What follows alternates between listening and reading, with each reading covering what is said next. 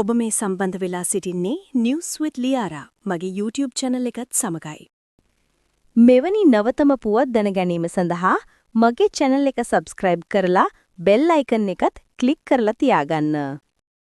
2027 ආසියානු කුසලානය සඳහා සුදුසුකම් ලැබීමේ පාපන්දු තරඟාවලිය යටතේ ශ්‍රී ලංකා ජාතික පාපන්දු කණ්ඩායමට අනුපූර්ව ජයග්‍රහණයක් හිමි වුණා. අද පැවති තරගය තුල ශ්‍රී ලංකාව ටර්ක්මනිස්තානයට එරෙහිව ගෝල 1.0ක ජයග්‍රහණයක් ලබා ගත්තේ දැඩි උත්සාහයකට පසුය.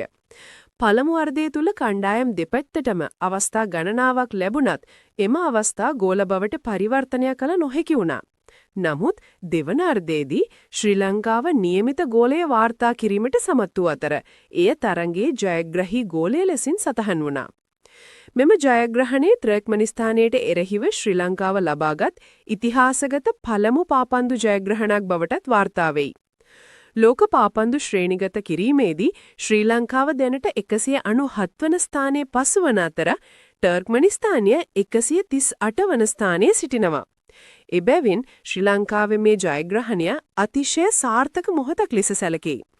අඩු ශ්‍රේණිගතකමකින් සිටින කණ්ඩායමක් ලෙස උසස් තත්වයේ කණ්ඩායමකට එරෙහිව ජයග්‍රහණය ලබා ගැනීම ගැන අපට ලොකු ආඩම්බරයක්. එහෙමනම් ඊළඟ වීඩියෝ එකකින් මුණ ගැහෙන තෙක් දැනට සමුගන්නවා. සුබ දවසක් යාළුවනේ.